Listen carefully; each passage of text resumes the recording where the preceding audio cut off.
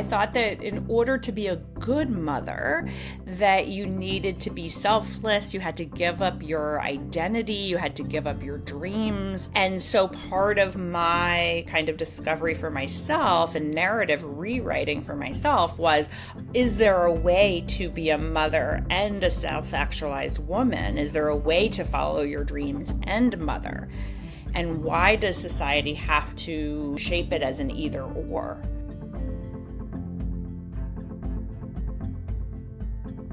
Welcome to In Confidence, where what we share in confidence helps us grow in confidence. If you've ever felt like you had to hold it all together, be everything to everyone, and never let anyone see you stumble, you've experienced what I call the superhero facade. It's one of the forces that holds us back, and it shows up in so many different ways, especially for women. Moms trying to juggle work, family, everything they have going on in their lives. Single women trying to pretend they're perfect in every arena, or anyone, frankly, caring too much on their own. That's why I'm excited for today's guest, Ruthie Ackerman. Ruthie is an award-winning journalist, editor, and author. I actually met her when she was with Forbes Women. Her new memoir, The Mother Code, My Story of Love, Loss, and the Myths That Shape Us, unpacks what we believe about motherhood, how those beliefs are inherited, and how we can rewrite them. Her work has appeared everywhere: The New York Times, Vogue, Glamour, O Magazine, The Atlantic, Forbes, and more. She's reported from Liberia and Lebanon, was deputy editor at Forbes Women, and she's the founder of Ignite Writers Collective, where she helps other writers bring their stories to life. I'm so excited for this conversation. Let's listen in. Ruthie, welcome to In Confidence. Thank you so much for having me. And we were just reminiscing about our decade plus of acquaintance. Is that right? Has it been almost over a decade? Gosh. Yeah, I mean, I would even say more than that. Yeah, I can't remember anymore. It just means that like time is so crazy. But yes, it's been that much at least. And it's so lovely. Our friend Maggie Palmer reconnected us. So that's so fun that we're all part of the same sisterhood. Yes. Well, we are going to get right into it. And the first question we ask every guest is, what are you proudest of from the last 12 months of your life, personally, professionally, anything that you're proudest of? Oh my goodness. I don't know. I was going to say this is a particularly big year. So there's a lot of things.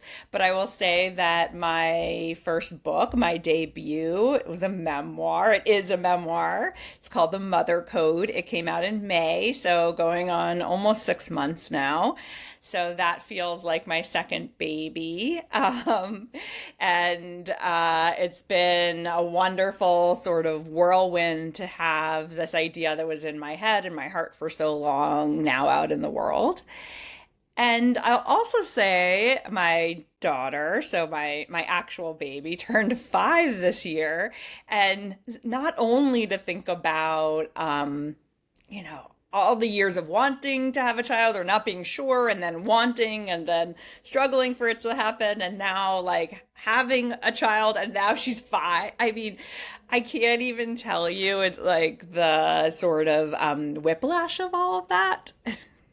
Well, I can't wait to get into it. And congrats on your little girl turning 5. Your whole life changes when you turn 5, right? It does. Well, we're going to get into your book and in depth. For those of our audience who don't know who you are, how do you make a difference in the world? Oh, wow. So I spent many, many years as a journalist and an editor. And now I run something called the Ignite Writers Collective, which I started almost 7 years ago. And the idea with that is to help women especially, but everyone, to figure out what are the stories that they're here on this planet to tell and how to tell them. Well, I can't think of anyone more fitting to do that because we met when you were a journalist and your storytelling capabilities are the best in the world. So I'm so grateful that you're sharing it with others. Yeah, I spent so long. I worked most recently as deputy editor at Forbes Women. And so I've always sort of been immersed in this world of women and storytelling and how to help women better own their voices, own their stories, and give themselves permission to tell it. And now I get to work for myself doing exactly that day in and day out. So it feels like, I don't know, a miracle in a way. It's when you love what you do, it's quite special. As someone who does that myself, I'm like, every day I might not be happy, but I love what I do. Exactly. Well, let's get into it because I cannot wait to talk about the Mother Code. Let's start off with, why did you write this book? So I really struggled for most of my life with whether or not I should have a baby. And I knew so many people that were in the hell yes camp, as I call it. They knew from the time they were born that they wanted to have a kid. And then I knew a lot of people that were in the hell no camp, but I didn't know that many people that were on the fencers, as we now call them. And I was an on the fencer forever. I was so much an on the fencer that I married a man who didn't want children because I thought that I could commit to a life of not having children. And the book, The Mother Code, is really about my journey of figuring out that ultimately I did want to have a child, which, as you've all heard, I did.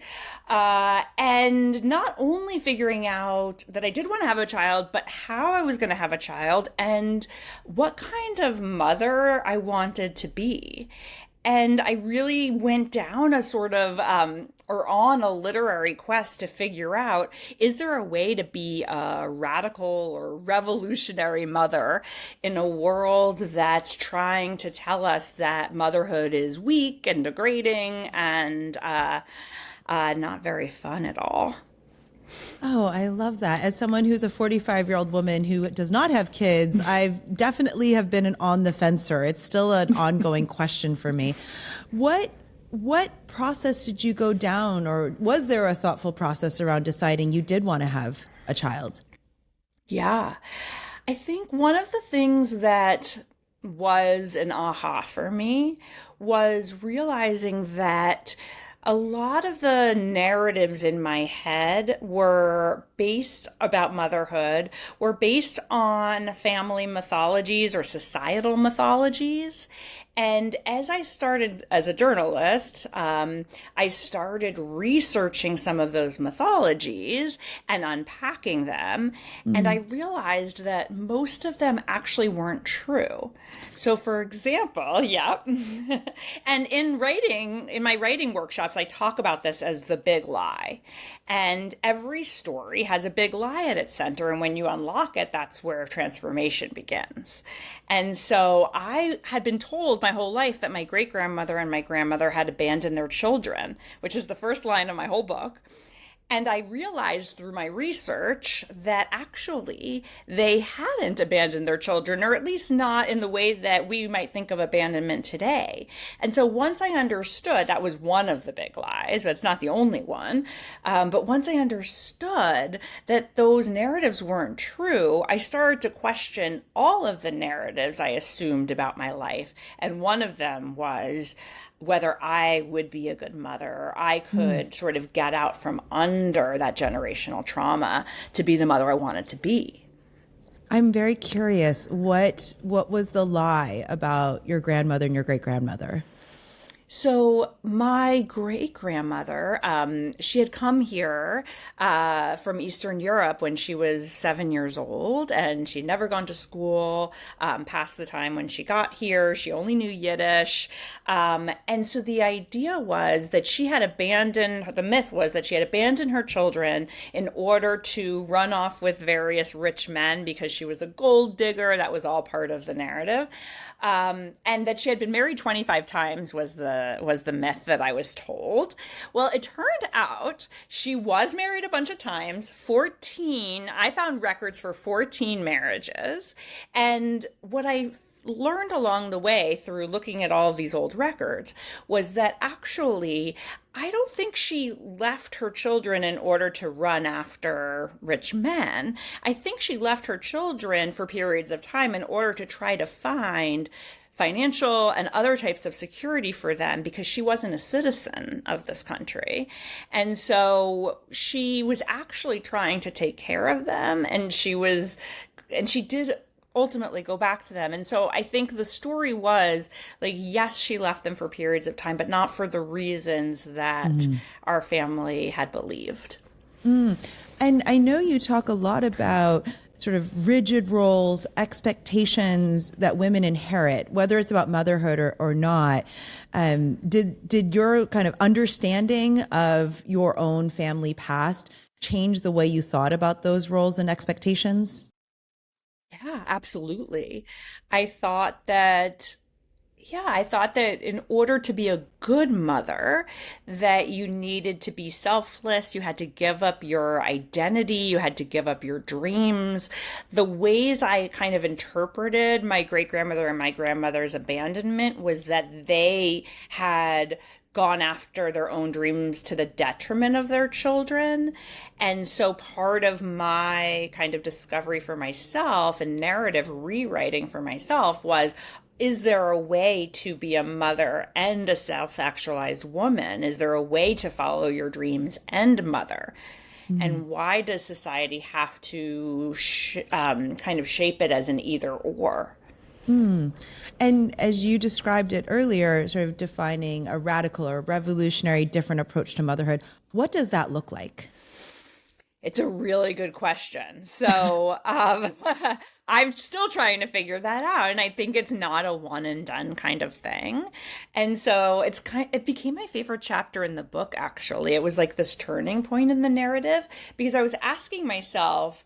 I had been looking back at all these examples of motherhood I had grown up with, and it was the first time I was really turning outward towards examples of other mothers in the world, and came across. I'll give you examples: Toni Morrison, Barbara Ehrenreich, some of these amazing women, most of them writers because they had written books about it, talking about mothering in reaction to the ways society tells us that we need to mother. So basically, showing the way that we can have different shapes to motherhood. We don't have to mother in these kind of small, insular, family units. We can have larger kinship networks. We can have that village that we always thought. It's still a struggle, but that there isn't sort of one, it's not gentle parenting or, this other kind of parenting, whatever that is. It's like any way you want it to be, that there are as many ways to mother as there are people. We don't have to be kind of scoldy and judgy of each other for choosing different paths. And what's the path that you've chosen? So the path that I've chosen is to try to get out from underneath the generational trauma of my own family lineage, and try to figure out how to mother without being constantly triggered by my own past, which is something that I guess I didn't think about. I mean, in all the things I thought about mothering for a really long time, I really didn't think about how was I going to come to this thing that I've never done before and sort of try to leave behind all of the things that made me who I was from my own childhood. And I'm sure you come to your work with all of, those foundational pieces from your childhood. Yeah. And so do I. And when you're not in performance mode, you don't have that mask on like we all do out in the world, but you're in your house and you're trying to parent, all of those childhood things can get in the way and can haunt you. And so I'm in therapy, and I try very hard to say, okay, I'm doing this a new way, and my relationship with my child is its own thing. It doesn't have to be the way I was raised. What's an example where this is how I was raised, or this is the past that I bring to the table, and the tension of that and doing it a different way? Do you have a good example of Here's how I'm doing it differently. Here's how I'm doing it the same. Hmm. Yeah, I guess the things that are coming to mind for me, I mean, one of the things, and I wonder if this is partially generational, because one of the things that I've noticed is that I try really hard to apologize to my child if I do something that's not, exactly the way I wish I had done it, and say, mom made a mistake. She shouldn't have said it that way, or she shouldn't have acted that way. And I can tell you that in my 48 years on this planet, I don't know that I've ever heard my parents tell me they made a mistake. Of like, especially a parenting mistake. When I was young, it was like, it's my way or the highway because I said so. So again, I don't know, Lisa, if you grew up this way, but it's a very different kind of parenting style now. And I'm not saying that I'm like believe in the gentle parenting or all of the aspects of gentle parenting, but I think coming to your children as a full human and saying like, we're all just trying here. Mm. That makes a big difference. Are there any ways in which you're doing it the same? I think so. I mean, it's hard to get out from under where we came from, but also there's things that my parents, like I always knew my parents loved me and that they Mm. were doing their best with what they had. I questioned a lot of that and wished that they had more and that their best was better. But yeah, I think the fact that like I never doubted whether they loved me is really meaningful, and that I hope I pass that on to Clementine, my daughter, as well. Just out of curiosity, because we are of the same generation, how did you come to the decision that you wanted to be a mother?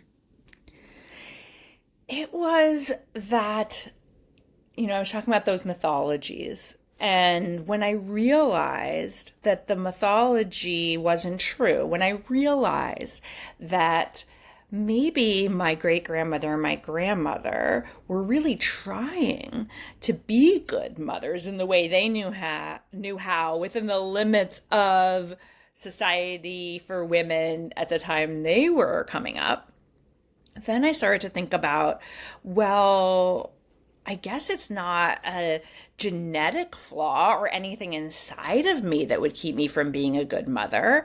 I guess maybe I could be a good mom. I mean, it was really like this, like connect the dots kind of thing, like if then. And so then I was like, oh, well, I guess maybe I should try or start to go down a path. But I was married at the time to a man who didn't want kids. And so then I decided to freeze my eggs. And then my husband left me. It was like one thing after, like I don't know if anyone can see me, like if people will be listening, but like I'm moving my hands like to show baby steps, because I was making one decision at a time, and each decision I didn't realize in the moment was bringing me closer to the decision of having a child. But to me, it was just like answering the question that was in front of me at that moment. I love this because what I love about what you're doing with your book and sharing your story is we're normalizing different pathways for us to get what we want in life or to do things that are important to us. I have a couple of people in my life who have decided to freeze their eggs and then get a sperm donor. And every time I see their kids, I'm like, this is incredible that you've chosen a non-traditional path to having the family you envision in life. Or people getting surrogates or adopting, whether they're coupled up or single. It's really an interesting time we're living where these stories are normalizing lots of different pathways to the life you want. 100%. Yes. And that's exactly what I wanted to talk about with my book, showing that there are as many different stories to parenthood as there are people, and as many different ways. Like if you want to be a parent, there are ways to do that. And I became a mom through donor egg conception, and that was not the plan, I guess you could call it, or that was not the path as I imagined it when I even started to imagine motherhood. And yet it brought me to it made or helped make my dream come true. And so ultimately, like, I kind of am of the belief that, it doesn't matter so much how we get there if we want to get there. And that, like you said, this applies to parenthood, this applies to lots of other things in life, that we're very lucky to live in a time where science and technology and even conversations like these are allowing us to imagine a very different life than generations before us. And what has been the reaction to the work you've done?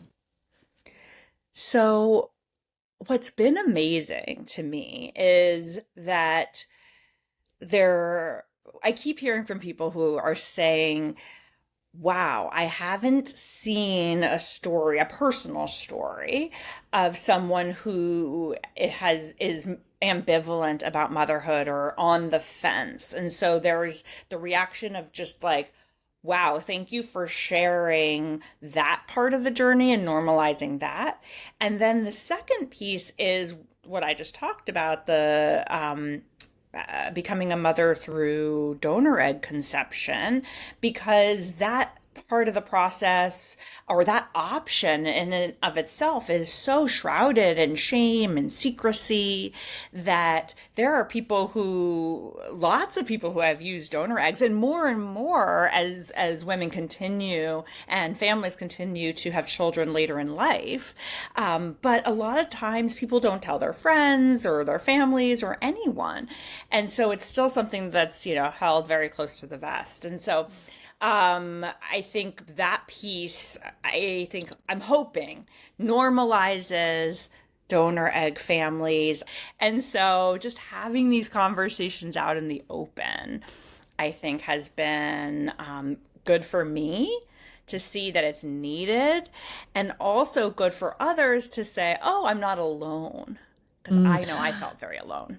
I love the phrase motherhood ambivalence. I'm so happy you've named this idea, because you've given it a place for it to live in my mind, my heart. If someone is feeling that ambivalence, what are some of the things you recommend that they think about or do to navigate that ambivalence? Yeah, I found talking to other people that might not have been sure if they wanted to have children, and then some that decided to have children and some that decided not to, just to sort of kind of get the scope, spending time with their friends that have children and some that don't have children. There's a really beautiful Dear Sugar column that I feel like everybody talks about, where Cheryl Strayed answers this question from a person asking, like, should I have a kid? And she does it in this like beautiful way. It's called, I think, The Ghost Ship That They Carried, or something like that. And it was such a beautiful, like, basically, like, who do you want to be when you're looking back on your life? What's the person that you actually want to be? And so I think that it's reading, it's talking, and it's partially like imagining yourself at a future date. Okay, I love that. And I love that we now have a phrase for it, because I've gone through this in my own head, and now I've got more resources that I can think through this ambivalence that I have felt. Hi, I just want to remind everyone around a little special feature on season 3. We're calling it a little bit of a bonus to celebrate our training plan for confidence. We want everyone to take on the last quarter challenge. So each week on Tuesday, when the episode drops, I will be posting on my LinkedIn, Lisa L. Sun. You can find me on LinkedIn. I'll be posting the challenge. And if you like that post and you comment on how you've embraced that challenge, how it's made a difference for you, you'll be entered to win a gift that week. So we'll be picking a winner each week.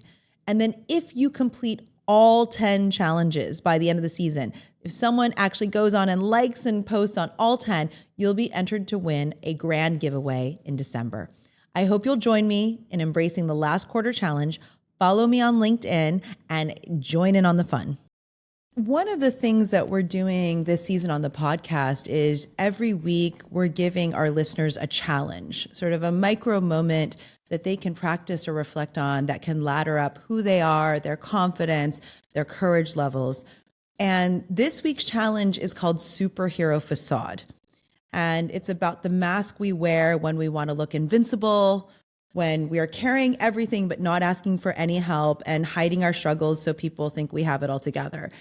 And as we were planning this season, I literally looked at my team and I said, that's Ruthie. Like, I need to interview Ruthie to talk about this challenge, because you are opening up a conversation where we don't have to have superhero facade, where we don't have to have everything figured out. And it's interesting when I talk to moms, single women, there's this idea of all these roles we have to carry and not always being seen or valued, and keeping all of the struggle invisible to others. I would love to ask you first, when you hear the term superhero facade, what comes up for you? Yeah, the first thing I think is overwhelm. The I think about, like, I know when I'm trying to hold it all together, when I'm trying to, like you said, wear that mask, when I'm trying to, like, juggle all the things, I'm feeling overwhelmed. Like, I can't, it's like almost like I can't breathe. I can feel it in my chest, like some big thing sitting on my chest. And so to me, if I can, like, drop the ball, whatever the metaphor is, drop the balls, like, breathe, take the mask off, that helps me feel less overwhelmed. Because the truth is, if we're all feeling like we have to be superheroes, then no one's getting to actually be fully human and connect with each other. And it's hard for us to ask for help because we don't want to be perceived as weak. I think about what you just said earlier, which is, as you were navigating this idea of motherhood ambivalence, you're like, talk to people. Have those conversations because we don't have it all figured out. Yeah. One of the things that I loved about your book is, when we let go of inherited scripts, when we have the courage not to feel like we have to have it all together, that's where the unlock happens in terms of things that we've envisioned for ourselves in the future. Yes, that's exactly right. Flipping the script and not thinking that we need to, follow the path that's been put out before us. We can create our own. Can you talk about a time when you wore the superhero cape or the facade for too long? Ooh, yeah.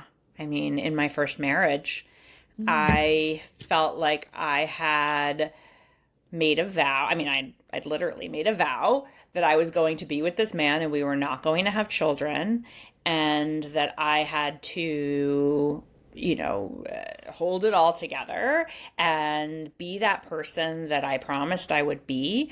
And that was just it. Like, sorry, Ruthie, I know you evolved, but you have to, like, stick to the version of yourself that you had promised to be, all those years ago.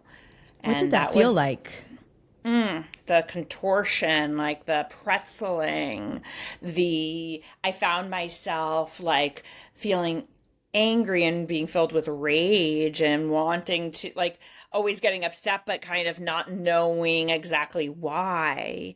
And then a lot of, like, oh, it will just work itself out kind of inertia, like not feeling empowered within my own self or in my own life, because I felt like I had to just sort of, like, I don't know what the word is, but coast, I guess. And how did you take the cape off?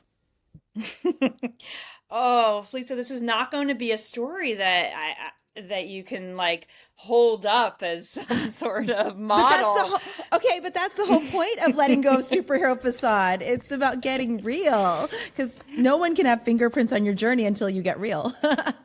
Yeah. Okay, so the story I wish I could tell you is that I figured out what I really wanted, and I went home and I told my ex-husband that we can't be together because I want something different than you. And so, bye. I found myself.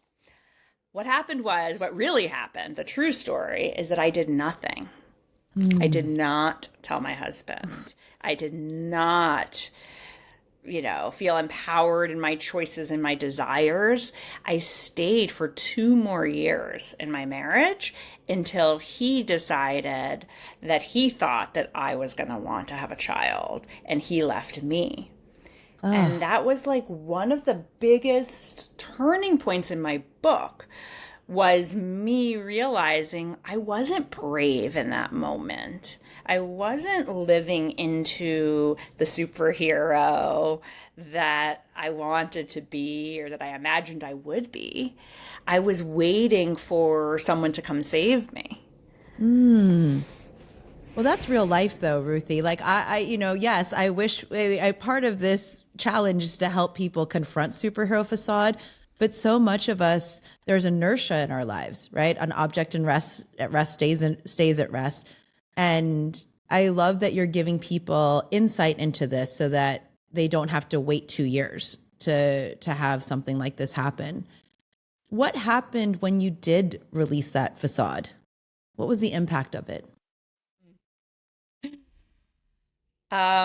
Well, it wasn't until after we had gotten separated. And like I said, my ex-husband, he left me.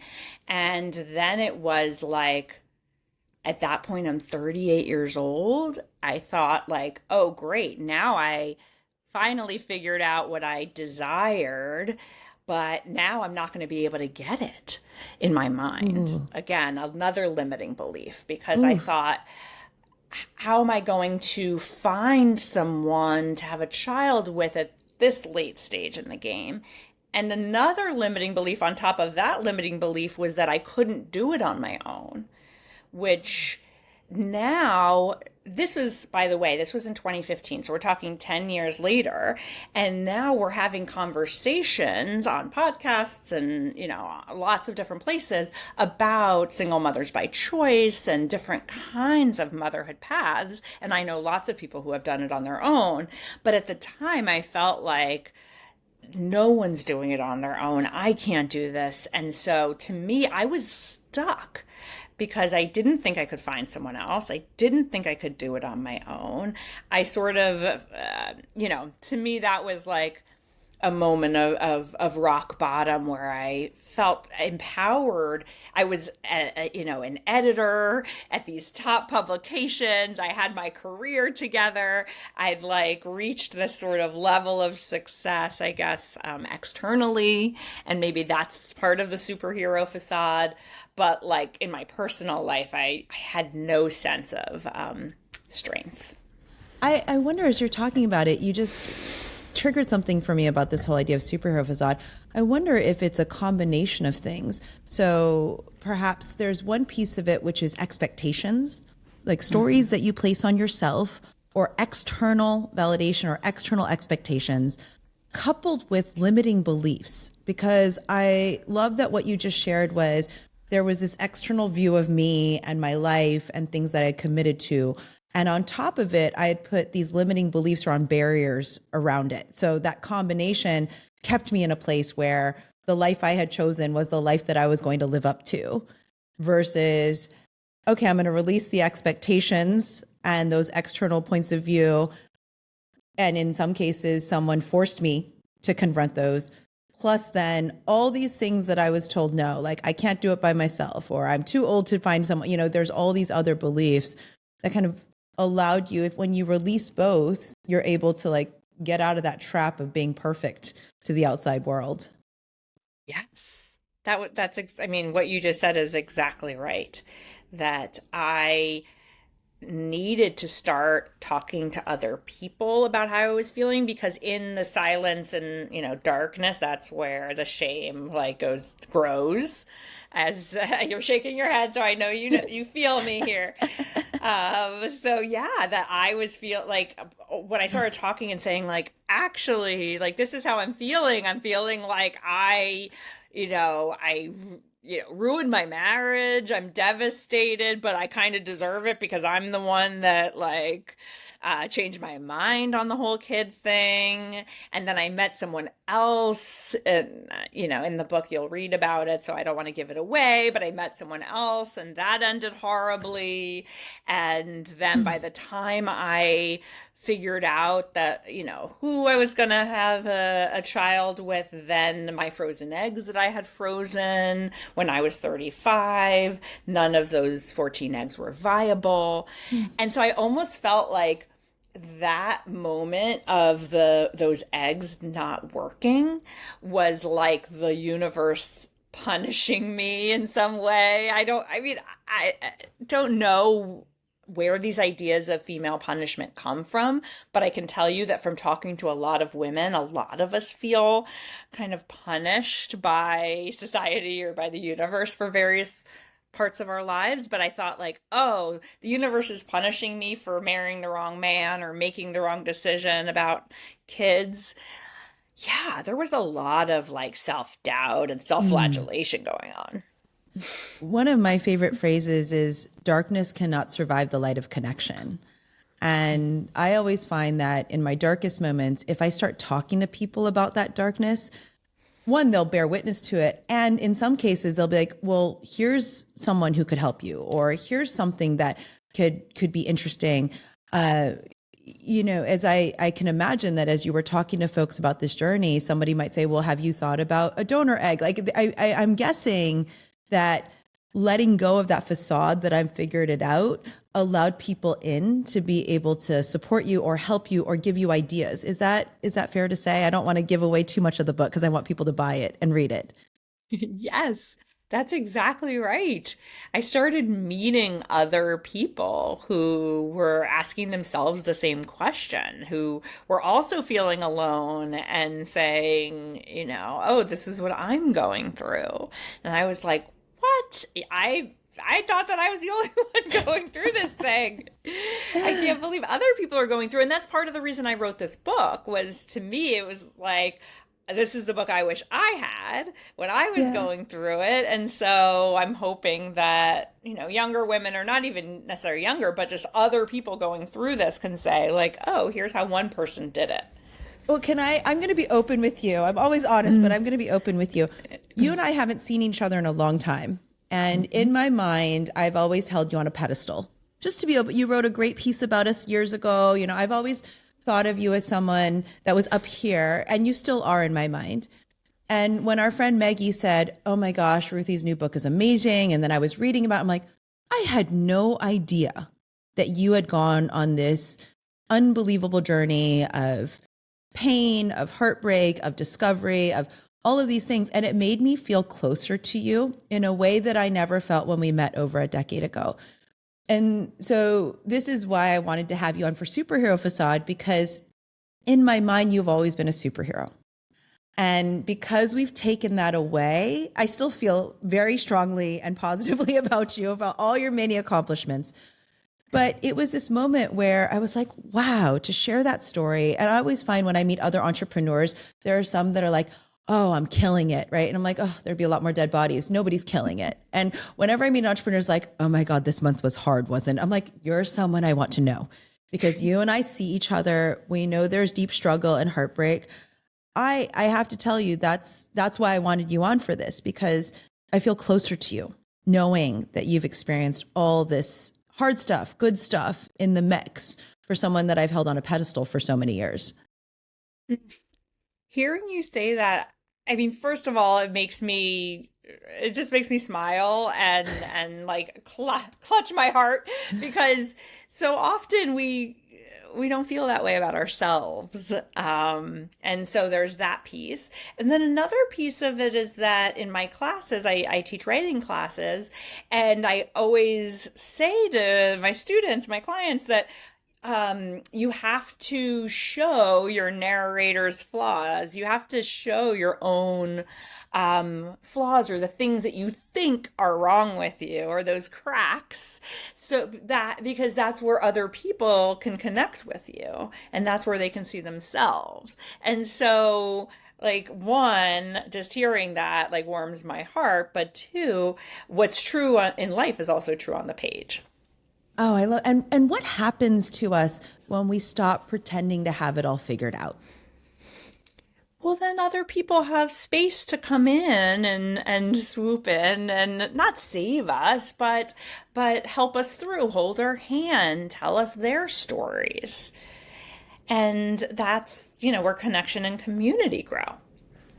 Now, for anyone listening who feels, I'm going to use a phrase, crushed by expectations. Okay. I don't have any other word for it, whether it's at home, at work, just in life. What's one small brave step you want them to take this week in terms of asking for help or letting their superhero guard down? I think the biggest thing that I know for myself that stands in my way is usually my own inner critic. Mm. So I think for me, it's, somewhat simple in that giving myself permission, giving ourselves permission to do the thing we want to do, whether it's taking the time out of our day to write, whether it's, whatever it is, whether it's something creative or starting a business, whatever that thing is, giving ourselves permission to do it, even if that thing that we try to do doesn't work out. Mm. Because I think what we're told by society is that only things that the things that are valuable, the things that are worthy of our time, are the things that make money or are successful. But actually, that's not necessarily true. Okay, I love that. We're going to give our inner critics a permission slip to take the day off. Yes. And share some of the things we're feeling with somebody we trust and just let it all out and not just hold it all in. I do have to ask a question, which is, if I were interviewing your daughter, what would your daughter, number one, what would she say about you? And what would she say about this book? I mean, does she even know there's a book that's out there? Does she have consciousness around this at 5? Yes, she absolutely knows. She was at my book launch party in New York. She was actually signing people's books because someone gave her a pen and allowed her to sign, and she's been signing people's books. So that's been very exciting for her. She does know there's a book, and she asks me to read it to her all the time. So someday she will. So what would she say about me? Well, I think it's twofold. One is we say that, she's my bestie and I'm her bestie. So there's that piece. And I think she's a little bit sassy. So she might say, the other day she said to me, "Mom, you tell me you love me so many times and so much that it's like, it doesn't mean anything anymore because you say it all the time." Okay, you've got a clever thinker on your hands. That is dangerous in about a decade. Well, I'm really grateful you came on today to talk about everything you've been up to. And thank you for inspiring me in all the work you do and who you are. You are so inspiring, and you've been my inspiration and my kind of compass for so long. So now you know I screw up all the time. Let's be clear, because we're getting rid of superheroes. I'm glad I got to admit to you all of my flaws today too. Yeah, now we're more connected than ever. Yes. Well, thank you for so much. I hope you loved this episode of In Confidence. I hope you're leaving this space stronger than the way you entered it. I'm really grateful to Ruthie for opening up this conversation around motherhood ambivalence, all of the rigid rules and myths we tell ourselves, and create a space where people can reflect on what they really want and the many different pathways to getting there. I also loved what she shared in terms of when we can overcome superhero facade, we're able to connect with others, ask for help, share our journeys, and fundamentally get braver and stronger by doing that. This week's challenge is all about releasing our superhero facade, letting go of the mask that we're invisible, that we have it all figured out. And when we can release that, we can connect with others, we can get the help we need, we can invite people to have fingerprints on our journey. So that's this week's challenge, releasing your superhero facade, connecting more deeply with the people who matter to you. I hope you love this episode of In Confidence. I hope you'll share it with someone who needs to hear this today. Subscribe so you never miss a moment of inspiration. And until next time, in the words of my 9-year-old self, I see you, I value you, and I believe in you. This is In Confidence.